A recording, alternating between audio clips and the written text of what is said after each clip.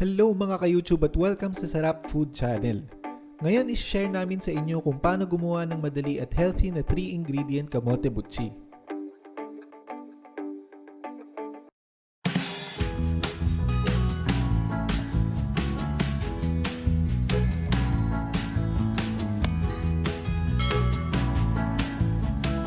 Ito yung 3 ingredients natin guys. Kamote or sweet potatoes, 6 pieces na small size or 2 pieces na medium size. 1/2 cup na all-purpose flour at 1/2 cup na brown sugar. First step natin, magbo-boil tayo ng mga kamote.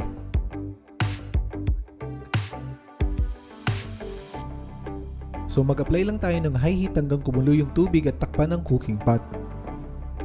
Kung kumukulo na, hinaan na natin yung apoy at maghintay pa ng 5 minutes.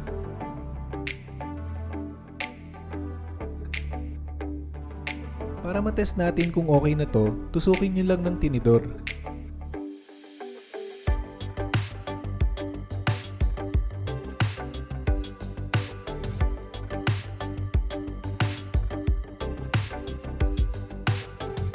Kung kaya na siya matusok kagaya nito, luto na yan.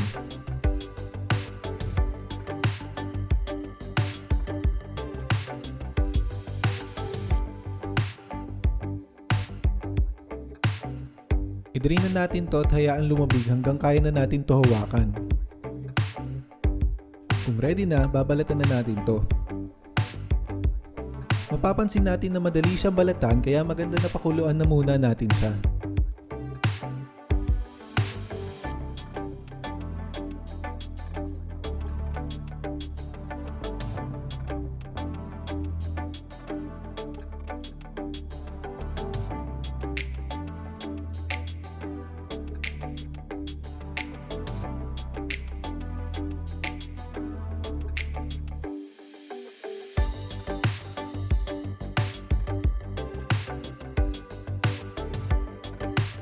Next, imamash na natin to.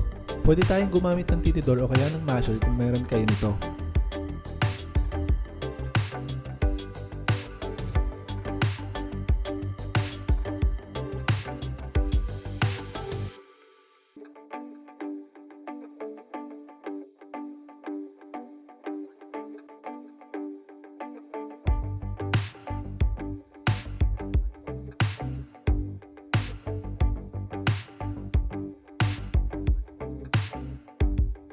Kung wala na yung mga malalaking piraso, okay na yun. Kumuha na ng mixing bowl at dito na natin hahaluin yung mga ingredients. Isalin na ang mashed kamote,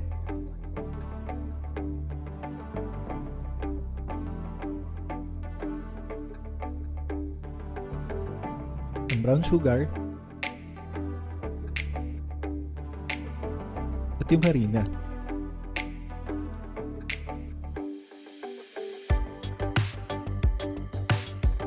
Haluin lang natin to ng mabuti.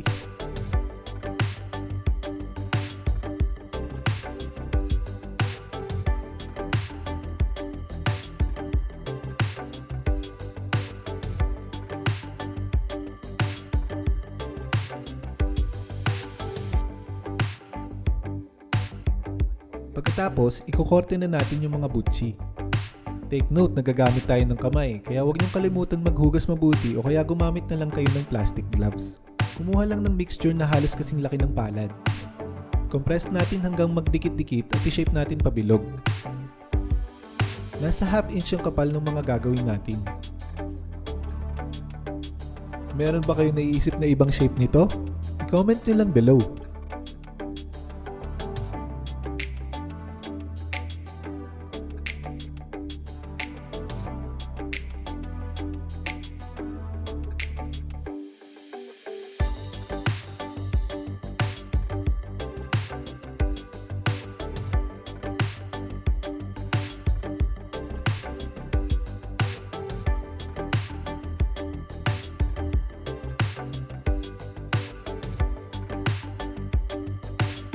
Kung tapos na, ready na yan for frying.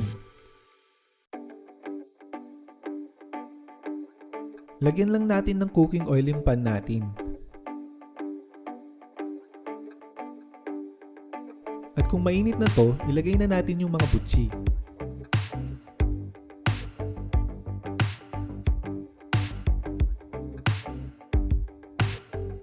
Iprito lang natin yung isang side hanggang mag golden brown.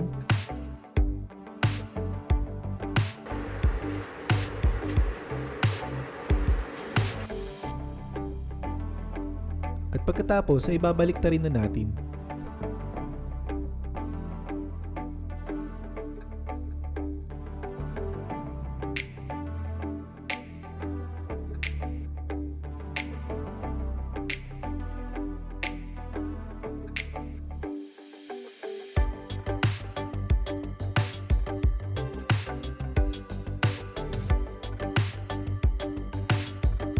Pag golden brown na yung kabilang side, pwede na natin ito i-transfer sa serving plate.